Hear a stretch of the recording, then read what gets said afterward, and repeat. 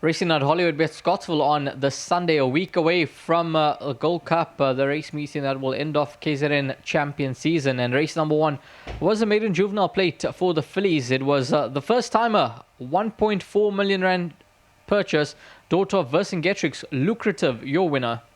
Out of the 300-metre marker, Pantherian Thea's in front. Towards the outside of that one, trying to make a race of it now. Arctic Fury, Edge of Tomorrow's there. Our Lady Fate down the inside, Feel the Wind. Now it's Our Lady Fate on the outside, running on from behind, Lady of Distinction, and Lucrative's come from nowhere. Lucrative's going to get up and get them all, and Lucrative exploded through to win it. Pantherian Thea. I'll keep an eye on the first-timers there in race number 1. 3 first-timers filling in 3 positions of the top 4. Quartet, wow, in excess of 90,000. And that was a great start if you managed to get a percentage of. Race number 2, start of the place, Accumulator. And this was difficult to find.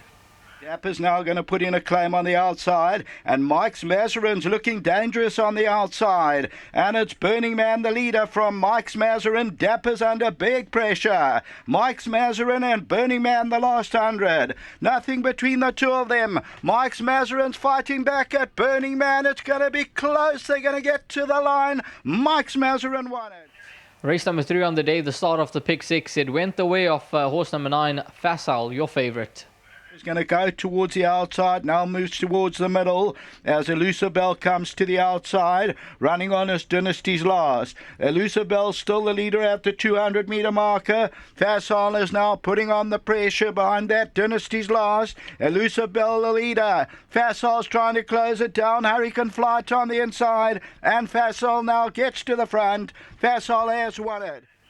Well, that was 9, 5, 6, and 8. And if you went with the favorite there in leg 1 of the pick 6, it was in. The 4th race was the start of the jackpot, and I thought this horse was cleverly placed from the Mike de Kock stable. Off limits, Phasar's down the inside. Woodland Glades trying to get into the race. Hot Strike on the outside. Phasar, Escape Artist on the outside. Hot Strike. Woodland Glade trying to get into it, but Phasar over the last 100. Woodland Glades now coming strongly. Escape Artist fighting back. 3 of them across the track, but Woodland Glades coming home. Woodland Glade won it. Second, Escape Artist. Race number 5 on the day went the way to the well-bred son of Gimme the Green Light. His name, The Real Prince, and he won very well. And then comes Reefway. Inside the 400, Strathclyde still leads it. Quandary. The Real Prince is starting to warm up now with the yellow cap. That's Strathclyde the leader. The Real Prince putting on big pressure over the last 100, and the Real Prince comes swooping into the lead to win, going away. The Real Prince by about 2.5 to 3. Strathclyde second. Well, he's got the looks, he's got the pedigree, and he certainly has got the ability. Putting that last run behind him, and he's one that we are going to follow with a lot of confidence in future. 4, 8, 12, and 14. We moved along to the last prick 3 on the card, which was race number 6, and this was the race that the groom's incentive reached a total of 5 million. Granddaddy Purple, Spirited Flight's going to come out for a run.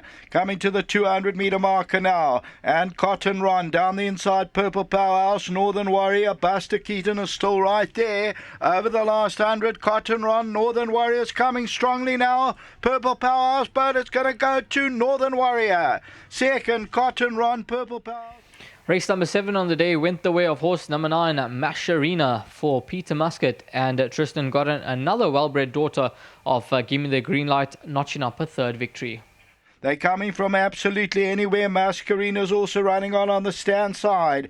Crazy Blues, Mountain of the Moon. Mascarina's a big runner on the outside. Mascarina, Crazy Blues, but Mascarina's running away from them now.